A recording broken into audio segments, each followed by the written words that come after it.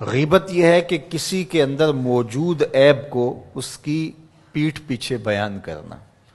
سیدہ عائشہ رضی اللہ تعالی عنہا سے مروی ہے، انہوں نے حضور سے پوچھا کہ بعض اوقات کسی میں کوئی عیب موجود ہوتا ہے اور اس کو اگر بیان کیا جائے، وہ تو اس کے اندر موجود ہوتا ہے، تو فرمایا اس کو اگر بیان کیا جائے جو موجود ہوتا ہے یہی تو غیبت ہے، اور اگر موجود نہیں ہے تو بیان کیا جائے یہ تو بہتان ہوگا، جو کبیرہ گناہوں میں سے ایک گناہ ہے۔ اور کسی کے اندر عیب موجود ہو اور اس کو بیان کرنا اور اس کی شرعی ضرورت نہ ہو۔ آپ کو عدالت میں گواہی دینے کی نوبت نہیں آئی ہے، کسی نے آپ سے نہیں پوچھا کہ میں فلاں کے بیٹے سے رشتہ کرنا چاہتا ہوں تو وہ کیسا ہے، تو یہ مجبوری ہو تو پھر تو بتانا پڑے گا کہ وہ نشے کا عادی ہے، تو اپنی بیٹی کو اس دلدل میں نہ پھینکیں، وہ ایک الگ بات ہے۔ کوئی ضرورت شرعی نہیں تھی، کوئی اخلاقی ضرورت نہیں تھی، تو اس کے بغیر کسی کے عیب کو چھالنا، لوگوں کو اس سے بدظن کرنا، اس سے نفرت دلانا اور خام خواہ اس کی آبرو ریزی کرنا، یہ سخت جرم ہے اور یہ کبیرہ گناہوں میں سے ایک بڑا گناہ ہے۔ اور یہ بات ذہن میں رکھیے گا کہ اگرچہ غیبت عام ہو گئی ہے اور عام ہونے کی وجہ سے اس کو عیب نہیں سمجھا جا رہا، تو اس کا یہ مطلب نہیں ہے کہ یہ عیب نہیں رہا، یہ پھر بھی عیب ہے اور اتنا بڑا گناہ ہے کہ فرمایا گیا الغیبت اشد من الزنا، غیبت بدکاری سے بھی بڑا گناہ ہے۔ اور پھر بدبختی معاشرتی قدروں کی پامالی یہ ہے کہ کسی کی بدخوئی کرنا یہ تو معمول زندگی لوگوں کا بن ہی گیا، لوگوں کی بیٹیوں کے تبصرے لوگوں کی مجلسوں میں آ جاتے ہیں۔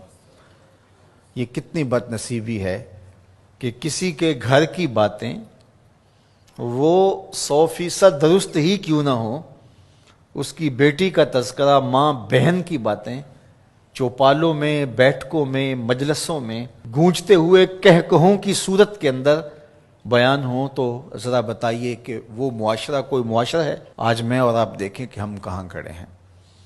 اور آقا کریم علیہ الصلوۃ والسلام کو یہ چیز دکھلائی گئی کہ تانبے کے ناخنوں سے اپنے چہرے کو نوچ رہے ہیں۔ اپنا معاشرہ تشدد اور افتراق کا شکار ہو کے رہ گیا ہے۔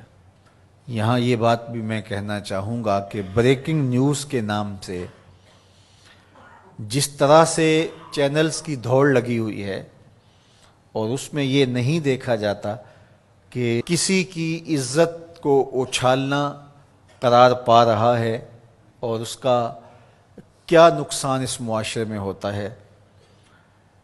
اور تیسری بات یہ ہے کہ برائی کو نشر کرنے سے برائی کی حوصلہ افزائی بھی ہوتی ہے اور لوگ گناہ میں دلیر ہوتے ہیں، اور اگر اس کو بیان کرنا ناگزیر بھی ہو جائے تو اس کو 100 پردوں میں ملفوف کر کے بیان کرنا چاہیے۔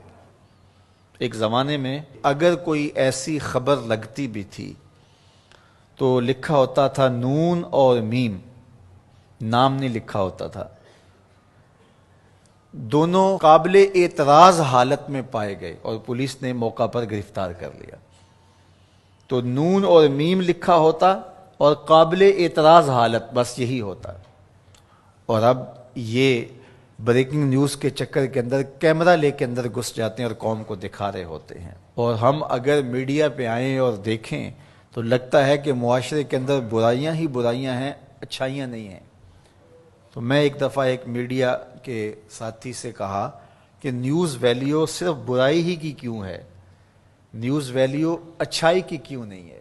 اچھائی کو بیان کیا جائے، برائی کو بیان کرنا مقصود بھی ہو تو اس کے لیے ملفوف لفظ ہونے چاہیے۔ آپ سورہ یوسف پڑھ سکتے ہیں، قرآن مجید کا اسلوب دیکھ سکتے ہیں، پوری سورت کے اندر منفی کرداروں کا نام نہیں ہے، چاہے وہ حضرت یوسف علیہ السلام کے بھائی ہوں یا عزیز مصر کی بیوی ہو، ان کا کنایے سے ذکر کیا گیا۔ اور جو مثبت کردار تھے، سورہ یوسف اٹھا کے دیکھیے، بار بار یوسف صدیق کے لفظ آ رہے ہیں، یوسف یوسف کی پکار آ رہی ہے، حضرت یعقوب کا ذکر آ رہا ہے۔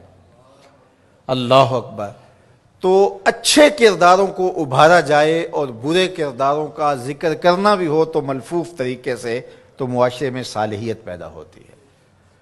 لیکن جب ہمارا مقصود ریٹنگ ہو، ہمارا مقصود پیسہ ہو، ہمارا مقصود بیرونی نادیدہ ہاتھوں کا ایجنڈا ہو، تو پھر ہم ہوش و حواس میں نہیں ہوتے، پھر جو ہم سے کروایا جاتا ہے ہم وہی کر رہے ہوتے ہیں۔